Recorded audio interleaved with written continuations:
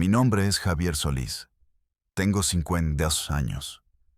Aunque el reflejo que me devuelve el acero pulido de este lavamanos muestra a un hombre de 70. Durante casi una década fui más que un simple sicario, más que un gatillero a sueldo. Fui escolta personal, chofer, mensajero, confesor silencioso y, en esencia, una pieza de la maquinaria más íntima de la organización Beltrán Leiva. Hoy les hablo desde una caja de concreto y acero en el corazón geográfico de la nada, la prisión de máxima seguridad ADX Florence, en Colorado. Los gringos la llaman el Alcatraz de las Rocosas. Aquí no hay patios, no hay contacto. Solo 23 horas al día de soledad y 1 hora en una jaula de cemento con un pedazo de cielo arriba. Me dieron cadena perpetua más 30 años. Es una forma burocrática de decir que mi vida terminó el día que entré aquí. Aquí es donde voy a morir. Y es precisamente porque ya no tengo nada que perder. Porque mi nombre ya está borrado de la historia de los vivos y mi futuro es esta celda, que he decidido contarles la verdad. Todo lo que han leído en los periódicos. Todo lo que han visto en las narcoseries. Todo lo que los noticieros repitieron hasta el cansancio sobre la guerra salvaje entre los Beltrán Leiva y el cártel de Sinaloa. Sobre la furia desmedida de Arturo, el jefe de jefes. Es una fachada. Un teatro grotesco y sangriento montado para las masas. Para ustedes. Para que tuvieran a un villano claro a quien odiar. Todos creen que Arturo Beltrán Leiva, el Barbas, era el cerebro, el poder absoluto, la mente maestra detrás de la expansión y la violencia. Es una mentira. Una mentira conveniente que le costó la vida a miles de personas, la mayoría inocentes, y que hundió a México en un baño de sangre del que todavía no puede salir. Arturo era la fuerza, el huracán, el perro de ataque rabioso y carismático que todos necesitaban ver. Pero alguien más, alguien infinitamente más poderoso y discreto, sostenía la correa. El verdadero poder. La inteligencia estratégica que movía los hilos del narco, de la política y de la economía en México a un nivel que ustedes no pueden ni empezar a imaginar. No usaba botas vaqueras de piel exótica, ni cargaba un cuerno de chivo, bañado en oro. Usaba un traje Brioni de corte perfecto. Hablaba un inglés impecable y se sentaba en un escritorio de caoba en un piso 40 de un edificio corporativo en la Ciudad de México, con vista al Ángel de la Independencia. Nosotros, en el círculo más cerrado, lo conocíamos solo por un nombre en clave: el licenciado. Y él, no Arturo, fue el verdadero arquitecto de nuestra espectacular ascensión y de nuestra inevitable, calculada y sangrienta destrucción. Ustedes, sentados en la comodidad de su casa, se preguntarán cómo un tipo normal, un mecánico de Culiacán, que se enorgullecía de poder diagnosticar un motor con solo escucharlo, termina hundido en este infierno, hablando desde una tumba en vida. La respuesta es más simple y, por eso mismo, más trágica de lo que creen. No fue la ambición desmedida, no fue la seducción del poder ni la fantasía de los corridos. Fue el amor de un padre. Fue mi hija, Sofía, mi única hija. Cuando tenía 6 años, empezó a cansarse mucho, a tener moretones sin haberse golpeado. Mi esposa Elena y yo pensamos que era anemia, cosas de niños. Pero no mejoraba. Después de semanas de pruebas y de doctores con caras largas, llegó el diagnóstico: leucemia linfoblástica aguda de alto riesgo. Una de esas frases que te parten el alma en dos. El tratamiento existía, sí, pero no en el hospital público de Culiacán. Requería un trasplante de médula, quimioterapias de última generación Y todo eso solo estaba disponible en Houston, Texas.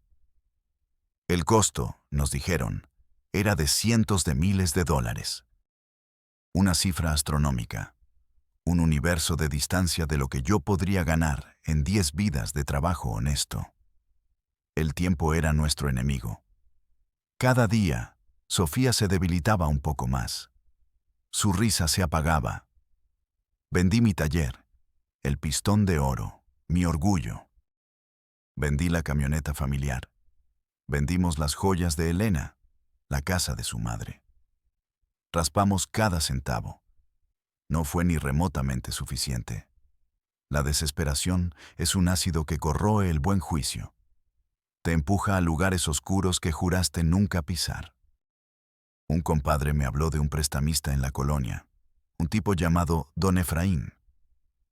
Todos sabían para quién trabajaba, pero nadie lo decía en voz alta. Fui a verlo. Su oficina era la trastienda de una carnicería. Olía a sangre y a desinfectante. No me hizo muchas preguntas. Vio la foto de Sofía en mi cartera. Vio la desesperación en mis ojos y asintió. Me dio el dinero. Todo. El único requisito era una tasa de interés, que era una sentencia de muerte financiera. Pero en ese momento, me habría vendido al diablo. Y, en cierto modo, lo hice. Sofía empezó el tratamiento en Houston. Por unos meses, respiramos. Creí que lo había logrado, que había burlado al destino. Pero la deuda, como un tumor maligno, crecía y crecía. Los intereses se acumulaban. Llegó el día inevitable en que no pude pagar la cuota semanal. A la noche siguiente, vinieron a mi casa. No eran los cobradores regordetes que uno se imagina. Eran dos muchachos. No tendrían más de 20 años, con la mirada vacía, sin alma, y con pistolas .45 fajadas en la cintura. No tocaron la puerta, la patearon. Me pusieron de rodillas contra la pared, frente a Elena, que temblaba en silencio. Yo esperaba una paliza, una amenaza. Pero el que parecía el líder, un tipo flaco con una cicatriz en la ceja, guardó su pistola. Don Efraín dice que la deuda está saldada, dijo con una voz monótona. Sentí un alivio que duró un segundo. Pero ahora nos debes un favor. Nos enteramos de que eres bueno con los fierros. La gente con tus habilidades para arreglar cosas es útil. Luego, giró la cabeza lentamente y miró hacia la puerta entreabierta del cuarto de Sofía, donde ella dormía, ajena a todo. «¿Y tú?», añadió, con una media sonrisa que me heló la sangre. «Tienes una muy buena razón para ser leal». En ese instante lo entendí. No me estaban ofreciendo un trabajo. Me estaban poniendo un grillete invisible en el alma. Mi primera chamba fue arreglarles las camionetas que usaban para sus mandados. Eran bestias, Cherokees y Suburbans maltratadas. Luego me pidieron que las modificara. Aprendí a instalar placas de acero en las puertas, a ponerles llantas que podían rodar ponchadas, a trucar los motores para que corrieran más. Me convertí en su Q, su genio mecánico. Y un día me dijeron que no había chofer disponible para una entrega. «Solo manejar, Javier», me dijeron. Fue la primera vez que olí la pólvora de cerca, la última vez que sentí que tenía algún control sobre mi propia vida. Mi bautizo de fuego. El momento en que dejé de ser el mecánico y me convertí en uno de ellos. No fue en un tiroteo masivo ni en una operación espectacular de las que salen en las noticias. Fue en una calle polvorienta y anónima de Navolato, bajo el sol implacable de Sinaloa que todo lo cuece. La orden era sencilla, casi rutinaria. Ir a recoger un pago atrasado de un narcomenudista local que se estaba haciendo el vivo, vendiendo producto de la competencia. una falta de respeto. Íbamos 3 en una Ford Lobo negra, de vidrios polarizados. Yo manejaba con las manos sudorosas aferradas al volante. El jefe del grupo, un veterano curtido al que todos llamaban el Cien Pies, por una fea cicatriz que le recorría el brazo. Iba de copiloto, mascando tabaco y escupiendo por la ventana. Atrás, un chamaco apodado El Niño, un novato de escasos 18 años, no dejaba de jugar con el seguro de su R15, un sonido metálico que me taladraba los nervios. Llegamos a la tiendita de abarrotes que servía de fachada. El Ciempiés se bajó con una calma exasperante, como si fuera a comprar unos refrescos.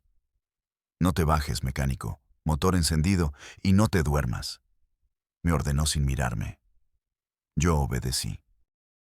Me quedé al volante, con la transmisión en drive, el pie temblando sobre el freno. Pasaron 5 minutos que parecieron 1 hora. 10. El aire dentro de la cabina se sentía pesado, espeso. Empecé a sentir ese frío característico en el estómago. Esa alarma interna que te grita que algo está terriblemente mal. Entonces escuché los gritos, insultos, un ruido de muebles rompiéndose. Y después, el primer disparo. Un estallido seco, brutal. Un 9 milímetros. El niño, atrás, reaccionó por puro instinto, no por inteligencia. Abrió la puerta de un tirón y salió corriendo hacia la casa, disparando a lo loco, gritando pendejadas. Era un novato. Se notaba a leguas que el miedo lo había superado. Lo siguiente fue el sonido inconfundible, como una máquina de coser del infierno, de un cuerno de chivo respondiendo desde adentro. Ráfagas largas, furiosas. El Ciempiés salió tropezando por la puerta, con la camisa blanca ahora teñida de un rojo brillante, agarrándose el hombro con una mueca de dolor. El pendejo del niño, que había entrado a ayudarlo, ya estaba tirado en el polvo de la entrada, en una posición antinatural. Nos estaban cosiendo a balazos. Oí el ping, ping, de las balas pegando en la carrocería, en los vidrios blindados. «Vámonos, Javier, arranca, cabrón», gritó el Ciempiés mientras se desplomaba en el asiento del copiloto. Pero la calle era estrecha, un callejón sin salida. Al fondo, a unos 100 metros, vi una vieja Ram Charger blanca que nos cerraba el paso. Hombres con rifles largos se bajaban de ella. Era una emboscada de libro. Estábamos jodidos, en una ratonera. El pánico intentó paralizarme, pero algo más profundo, un instinto animal de supervivencia, tomó el control. No pensé, solo actué. En lugar de intentar una vuelta en U imposible, metí reversa con una violencia brutal. El motor de la Lobo rugió como un animal herido. Los disparos se intensificaron, concentrándose en nosotros. El parabrisas se estrelló, pero no se rompió del todo, dejando una telaraña que apenas me dejaba ver. Le pegué a un poste de teléfono. El espejo lateral derecho voló en pedazos, pero no aflojé el acelerador. Di un volantazo salvaje y me metí en un callejón peatonal que apenas recordaba haber visto al llegar. Raspé toda la camioneta contra las paredes de ladrillo. Un chirrido metálico que me hizo rechinar los dientes, pero salimos de la línea de fuego directa. Manejé como un demente, en reversa, de lado, hacia adelante, por callejones y calles que no conocía, guiado solo por el instinto de alejarme del sonido de las balas. Cuando finalmente paramos en una casa de seguridad en las afueras, con la camioneta hecha un acordeón y goteando fluidos, el Ciempiés me miró.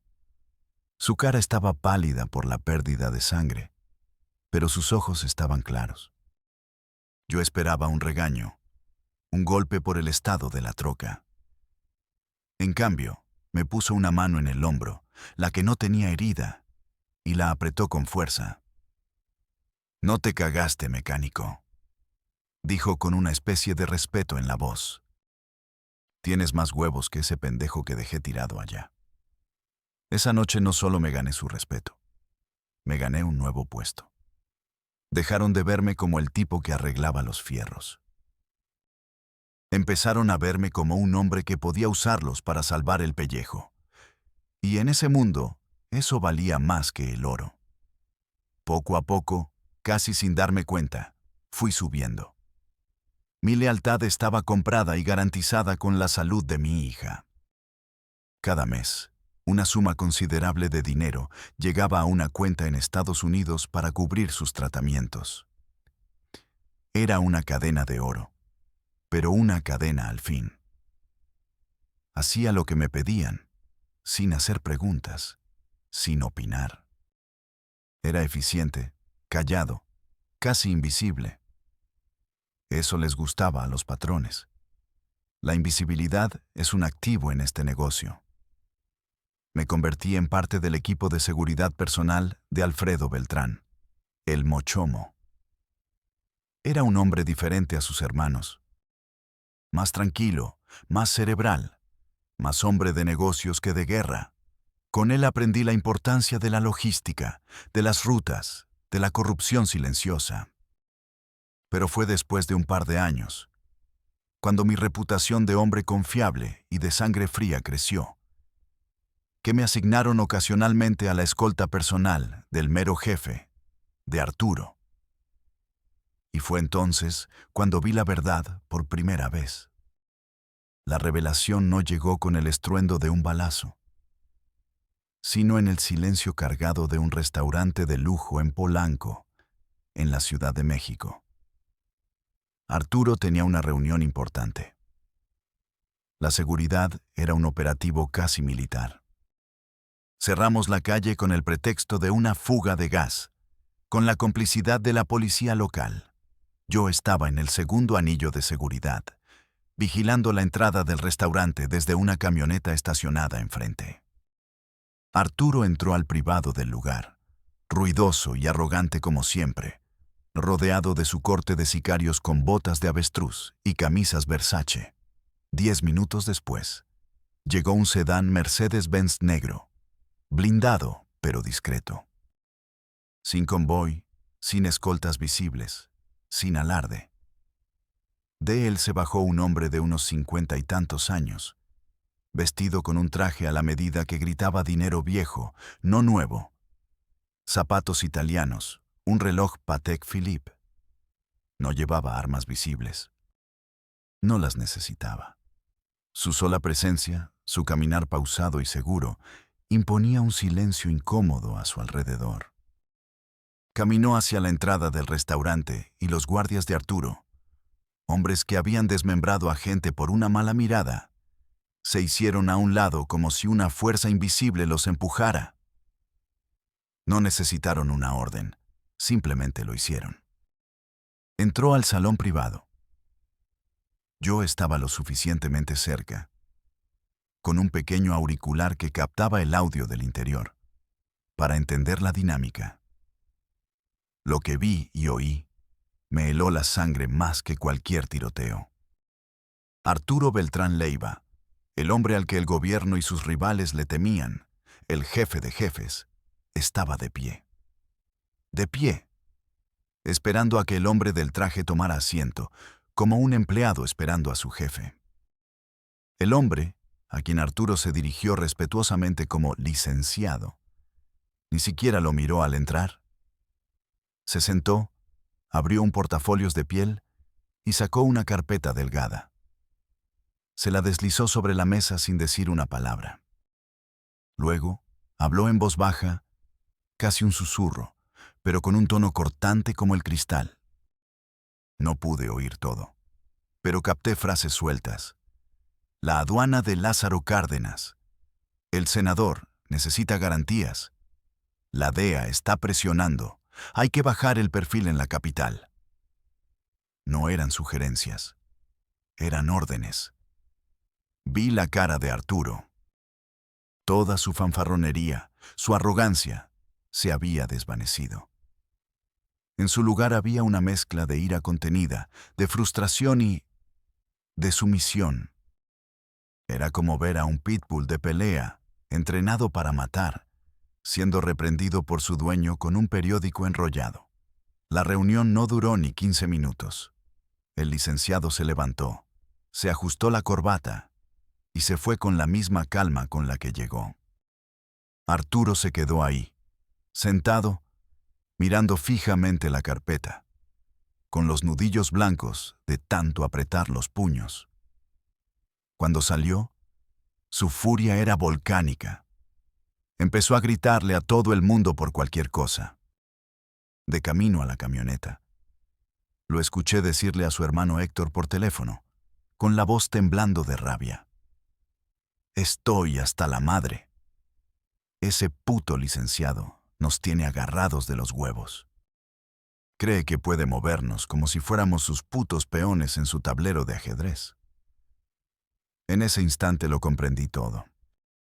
Nosotros, la poderosa organización Beltrán Leiva, con nuestro ejército de sicarios, nuestras toneladas de cocaína, nuestros miles de millones de dólares, éramos solo eso, los peones. Peones violentos y prescindibles en un juego mucho más grande, controlado por gente que nunca se ensuciaba las manos. Mi silencio después del incidente en Polanco fue tan valioso como mi sangre fría en la emboscada de Nabolato. Arturo me subió a su círculo más cercano. Me puso a prueba varias veces. Dejaba caer comentarios sobre el licenciado para ver si yo reaccionaba, si demostraba saber más de la cuenta.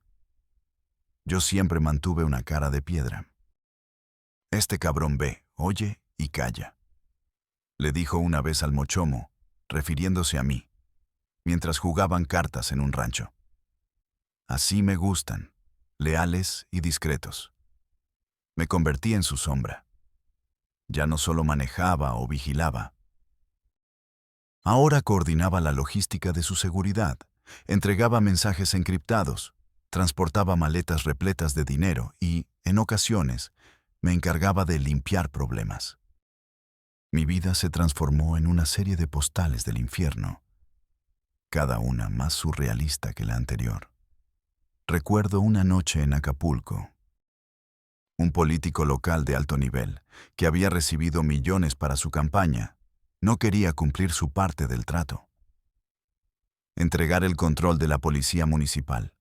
Lo levantamos de su yate en plena bahía, una operación silenciosa en la oscuridad.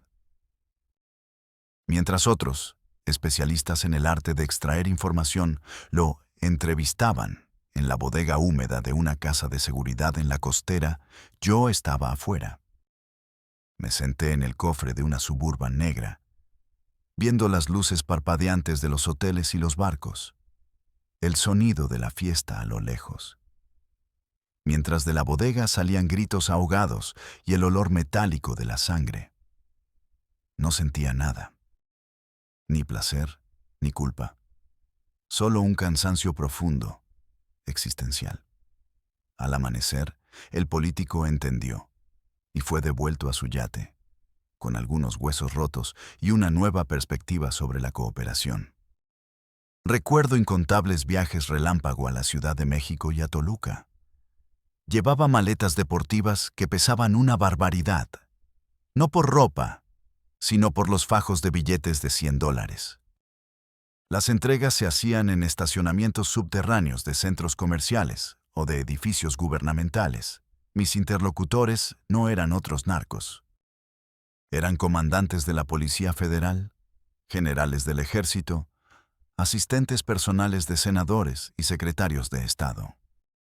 Intercambiábamos las maletas por carpetas con información clasificada, fechas de operativos, nombres de soplones dentro de nuestra organización, rutas de vigilancia, protección para nuestros cargamentos. El gobierno no era nuestro enemigo. Era nuestro socio comercial más importante y lucrativo. Y luego recuerdo el trabajo más sucio, el que más me perseguía en las noches. Un periodista en Monterrey, un tipo valiente y terco, estaba publicando una serie de reportajes que conectaban a uno de nuestros principales operadores financieros con el gobernador del estado. Estaba llegando demasiado cerca. Arturo quería matarlo, pero la orden de arriba, del licenciado, fue clara. Un periodista muerto es un mártir y atrae a los gringos. Un periodista desacreditado es solo un loco. La orden fue destruirlo en vida.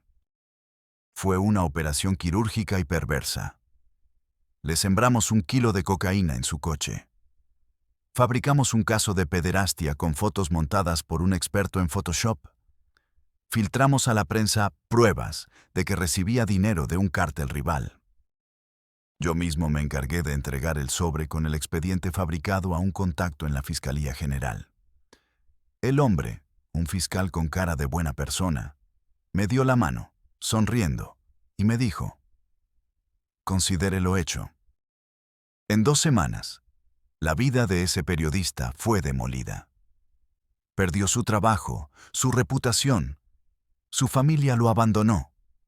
Se convirtió en un paria. Lo destruimos sin disparar una sola bala. Mientras todo esto pasaba, veía a mi hija cada vez menos. Le mandaba el dinero, los mejores juguetes, todo lo que podía comprar. Pero en las pocas visitas que lograba hacer, cortas y clandestinas, sentía su distancia. Sus ojos, antes llenos de adoración, ahora me miraban con una mezcla de extrañeza y miedo. Yo era un fantasma que aparecía con regalos caros. El hombre que la había salvado se estaba convirtiendo, ante sus propios ojos, en el monstruo del que tendría que ser salvada. Y entonces, mientras vivía en esa esquizofrenia, llegó el día que lo cambió todo. El día que partió el tablero de ajedrez en 2. El 21 de enero de 2008. Ese día fue el epicentro del terremoto que sacudió los cimientos de nuestro mundo. Estábamos en una finca espectacular en las afueras de Cuernavaca, celebrando el cumpleaños de uno de los sobrinos de Arturo. La fiesta llevaba 3 días sin parar. Había música de banda en vivo, un carrusel de mujeres hermosas, ríos de whisky del más caro y montañas de cocaína en las mesas de cristal. Arturo estaba en su elemento, eufórico, expansivo, gritando, riendo, disparando su pistola con incrustaciones de diamantes al aire. Era el rey en su castillo. Yo estaba en mi puesto habitual, en el perímetro, de guardia, como siempre, sobrio y alerta. El sol empezaba a caer, pintando el cielo de naranja y púrpura. De repente, el teléfono satelital de Héctor Beltrán, el H, el hermano más cerebral y discreto, sonó.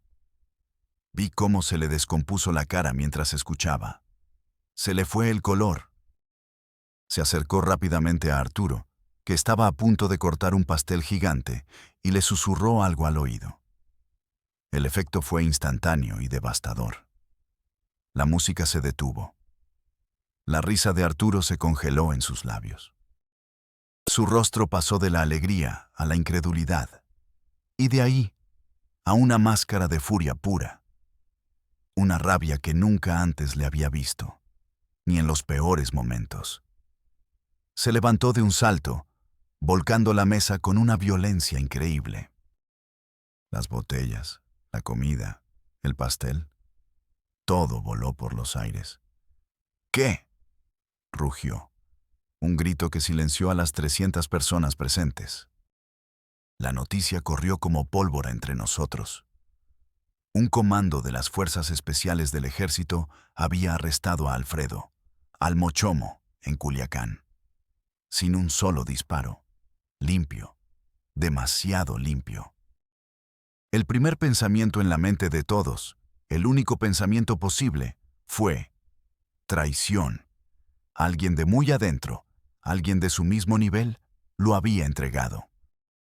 Y para Arturo, solo había un sospechoso con el poder, la información y la audacia para hacer algo así. Su compadre, su socio de toda la vida, Joaquín El Chapo Guzmán. La guerra, la verdadera guerra, comenzó esa misma tarde. Arturo, ciego de dolor y rabia, ordenó la ejecución inmediata de todo aquel que tuviera el más mínimo vínculo con el cártel de Sinaloa. La famosa purga. Fue una carnicería sin precedentes que tiñó de sangre todo el país. Pero aquí viene la parte que nadie sabe, el secreto que se esconde detrás de miles de muertos. Unos días después, en medio de ese caos de ejecuciones y paranoia, Arturo me ordenó que lo llevara a una reunión. A mí solo, sin más escoltas. No fuimos a un restaurante ni a un rancho. Fuimos a la Ciudad de México, a un helipuerto en la azotea de un rascacielos corporativo en Santa Fe. El viento frío de la noche silbaba con fuerza. El licenciado ya estaba allí, de pie junto a un helicóptero Black Hawk negro, sin insignias, pero que a todas luces era del gobierno. El viento agitaba su gabardina cara. Estaba tranquilo, impasible, como siempre. Arturo se bajó de la camioneta echando chispas. Ni siquiera esperó a llegar junto a él. Fue el Chapo, ese hijo de la chingada me entregó a mi hermano. Lo voy a hacer pedazos a él y a toda su puta familia, le gritó, con la voz rota. El licenciado esperó pacientemente a que terminara su berrinche. Luego, se acercó y habló con una calma aterradora, que era mucho más intimidante que los gritos de Arturo. Arturo, cálmate y escucha. La detención de Alfredo fue necesaria. Un ajuste estratégico en el tablero.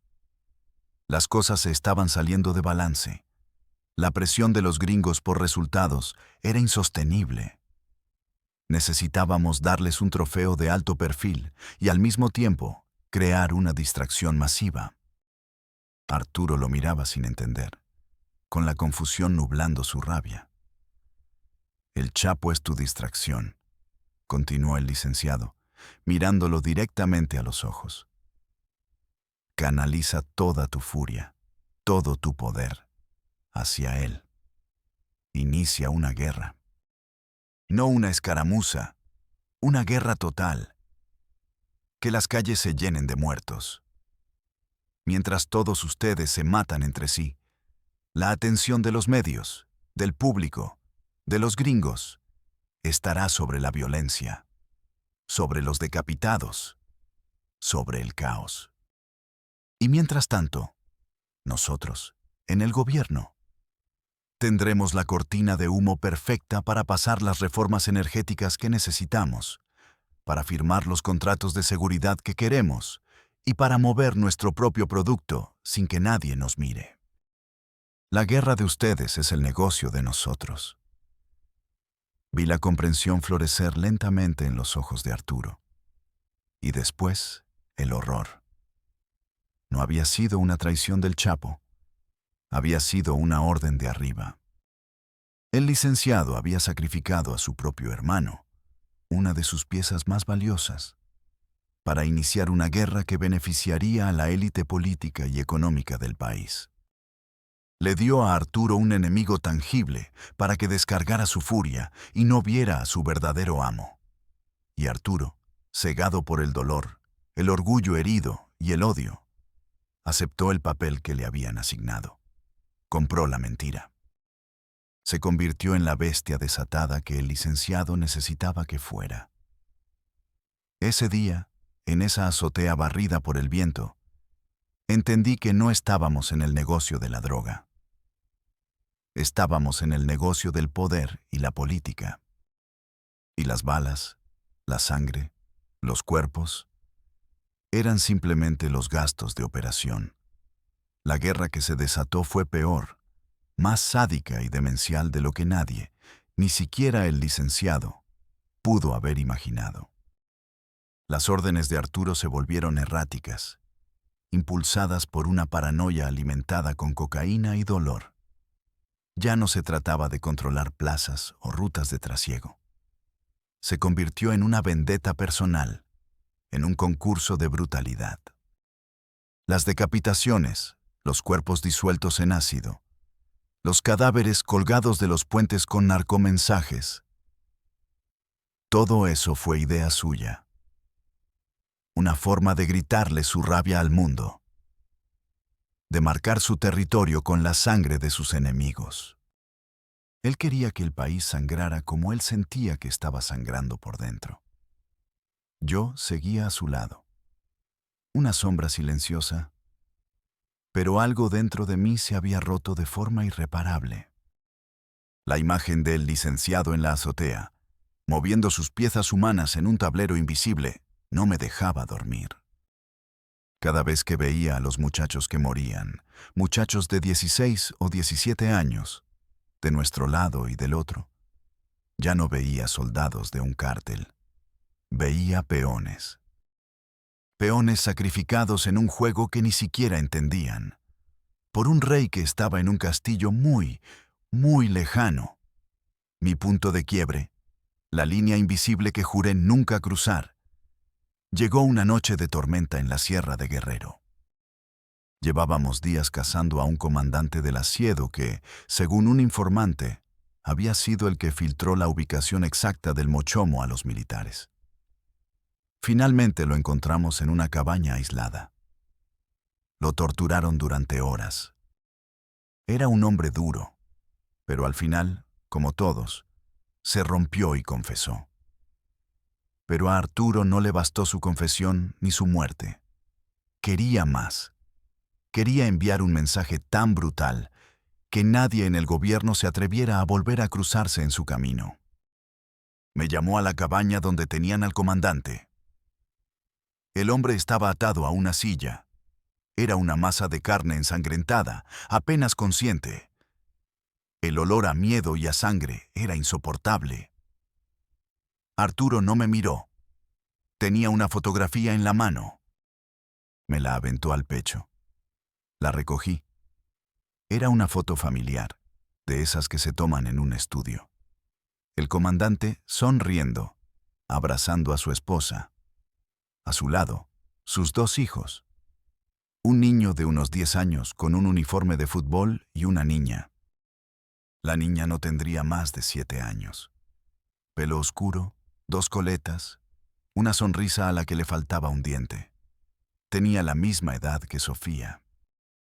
«Quiero que vayas a su casa en Chilpancingo», me dijo Arturo, con los ojos inyectados en sangre, la voz rasposa por el alcohol y la rabia. «Y me los traes». «No. Mejor». Hizo una pausa, saboreando su propia crueldad. «Mátalos a todos. A la puta de su esposa y a los 2 mocosos. Deja el cuerpo del niño en la puerta de la comandancia. Que todos estos perros del gobierno sepan que con la familia no se juega». Se me revolvió el estómago. Un frío glacial me recorrió la espalda. Había matado hombres en tiroteos. Había secuestrado. Había participado en actos innombrables. Me había convertido en un monstruo, lo sabía. Pero esto era diferente. Era un abismo al que no estaba dispuesto a saltar. Miré la foto de la niña, su sonrisa inocente, y vi a Sofía. Por primera vez en todos esos años de obediencia ciega, una palabra se formó en mi mente. No. No podía decirlo directamente. Habría sido una sentencia de muerte instantánea. Así que mentí. Le dije que me sentía mal, que el pescado del almuerzo me había caído pesado, que tenía fiebre y escalofríos. Inventé la excusa más patética que se me ocurrió, con la voz temblorosa. Arturo me miró fijamente durante un largo rato. Sus ojos, pequeños y oscuros, parecieron taladrarme el cráneo. Vio a través de mí. supo que estaba mintiendo. Una media sonrisa, cruel y decepcionada, se dibujó en su rostro. No dijo nada. Simplemente se encogió de hombros, se giró y llamó a otro de sus sicarios, a un tipo apodado El Verdugo, famoso por su sadismo. Le dio la orden a él, mirándome de reojo. Luego me dio la espalda, un gesto que en nuestro código significaba todo. Significaba que ya no existía para él. Esa noche, mientras escuchaba la camioneta del Verdugo alejarse por el camino de lodo, con el sonido del motor perdiéndose en la lluvia, supe que mi tiempo en la organización se había acabado. Ya no era de confianza. Me había convertido en una debilidad, en un cabo suelto. Y en este negocio, un cabo suelto solo tiene dos destinos posibles: la cárcel o una fosa clandestina. Y Arturo no era de los que dejaban testigos con conciencia. Sabía que estaba sentenciado. Tenía que salir, desaparecer del mapa antes de que decidieran limpiarme. A lo largo de los años, había sido previsor. Tenía dinero guardado, una pequeña fortuna en efectivo y en oro, enterrada en varios lugares seguros a lo largo del país. Mi plan era simple, casi de película: recoger el dinero, llegar a la frontera norte y usar mis contactos para sacar a mi esposa y a mi hija del país y empezar una nueva vida en algún lugar de Europa donde nadie nos conociera. Le mandé un mensaje de texto a Elena, una clave que habíamos acordado años atrás para una emergencia de este tipo. El pistón de oro se rompió. Significaba: toma a la niña, empaca lo esencial y vete a casa de tu hermana en Guadalajara. Espera mi llamada. No hables con nadie. El problema es que para poder escapar, necesitas parecer que sigues dentro, que todo está normal. Fingí recuperarme de mi enfermedad al día siguiente. Volví al trabajo, intentando actuar con la misma eficiencia silenciosa de siempre. Pero la atmósfera a mi alrededor había cambiado drásticamente. Las miradas de los demás eran diferentes. Sentía sus ojos en mi nuca a cada segundo.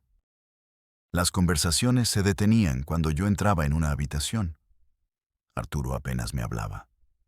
Me asignaba tareas sin importancia, lejos de él, como vigilar una bodega vacía o llevar un coche al taller. Me estaban marginando, aislándome, probándome, esperando a que cometiera un error que justificara mi ejecución.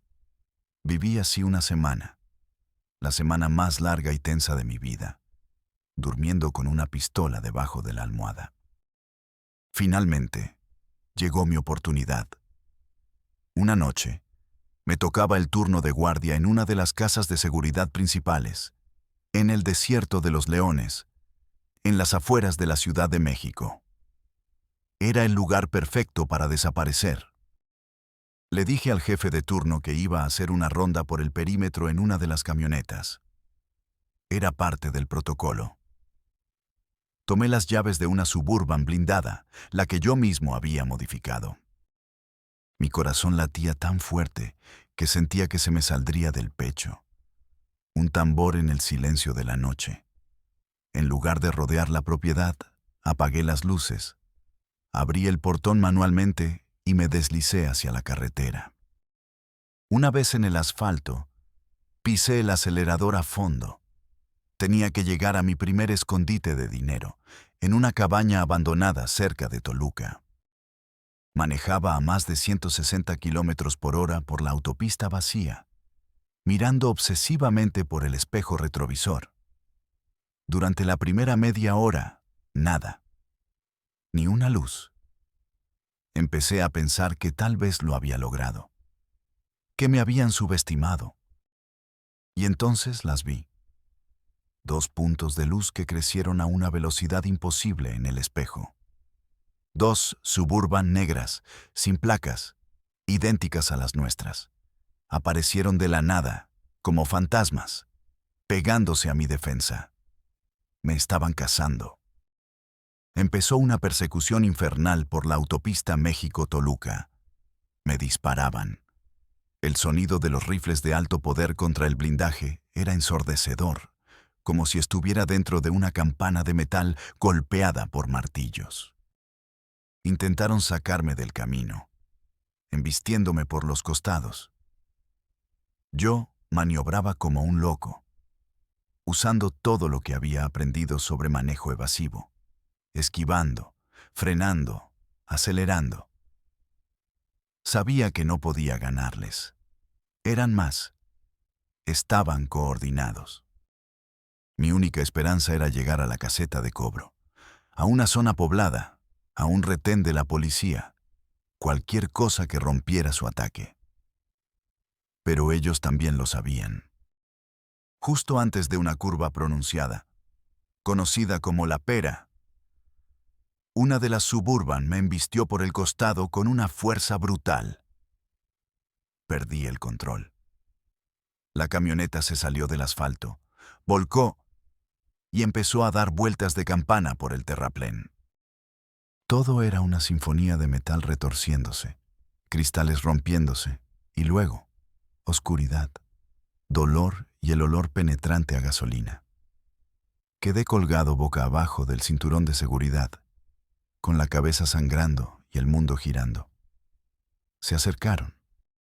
Vi sus siluetas recortadas contra los faros de sus vehículos. Forcé los ojos para enfocar y reconocí al que abrió mi puerta. Era el Ciempiés, el hombre al que le había salvado la vida en aquella polvorienta calle de Navolato, años atrás. Por un instante estúpido, pensé que tal vez me ayudaría. Pero no. Me sacaron a rastras de la camioneta destrozada, y en lugar de meterme una bala en la cabeza, me arrastraron de vuelta a la carretera. A lo lejos, vi luces rojas y azules que se acercaban a toda velocidad. Un convoy del ejército mexicano. Mis propios compañeros me estaban entregando. Me tiraron al suelo. Me pusieron un rifle en las manos para que pareciera que había habido un enfrentamiento. Y se desvanecieron en la oscuridad. El Ciempiés, antes de irse, se inclinó y me susurró al oído, con una voz desprovista de toda emoción. El patrón te manda saludos. Dice que así es más limpio. Que te pudras, traidor. Me habían entregado en bandeja de plata. Un gran golpe para el gobierno. La captura de un importante lugarteniente de los Beltrán Leiva. Y para ellos, una forma perfecta de deshacerse de mí sin mancharse las manos de mi sangre. Fui su chivo expiatorio. El peón que sacrificaron para proteger al rey, Okis, y aquí estoy. En esta caja de 6 metros cuadrados, a miles de kilómetros de mi tierra, de todo lo que alguna vez amé. Arturo está muerto. Lo mató la Marina en un departamento en Cuernavaca un año después de mi captura, en una operación que, ahora lo sé, fue facilitada por el licenciado, cuando Arturo se volvió demasiado errático, demasiado visible, demasiado problemático para el juego. La organización se hizo pedazos. Sus hermanos están presos o muertos. El imperio se derrumbó como un castillo de naipes. Pero sé, con una certeza que me hiela los huesos cada noche, que el licenciado sigue ahí fuera.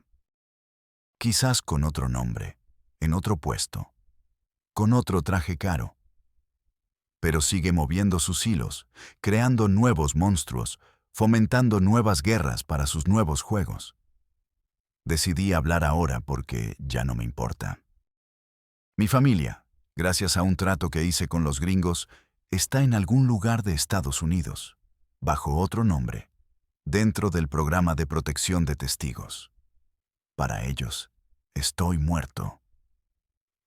Es el único regalo que pude darles, borrarme de sus vidas. Y es mejor así. No quiero que vivan con la sombra de quien fui, del monstruo en que me convertí por amor. Hablo no porque busque perdón. No hay perdón para gente como yo. El cielo no tiene un lugar para mí.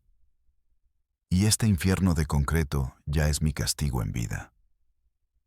Hablo porque antes de que el silencio me consuma por completo, antes de que mi historia se desvanezca como tantas otras, quiero que sepan la verdad. Quiero que entiendan que los monstruos que ven en las noticias, los sicarios tatuados, los capos con sus botas de piel de avestruz y sus tigres en el jardín, son solo los perros rabiosos, la cara visible y grotesca del mal. Pero la verdadera enfermedad, el verdadero cáncer que carcome al país, usa traje y corbata, se educa en Harvard o en el ITAM, habla 5 idiomas y se sienta en consejos de administración y en gabinetes de gobierno. Ellos crean el caos. Ellos financian la guerra.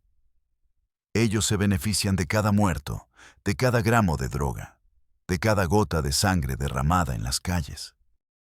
Y cuando un perro como Arturo, o como yo, se vuelve demasiado viejo, demasiado peligroso o simplemente ya no es útil, lo sacrifican sin dudarlo y consiguen uno nuevo.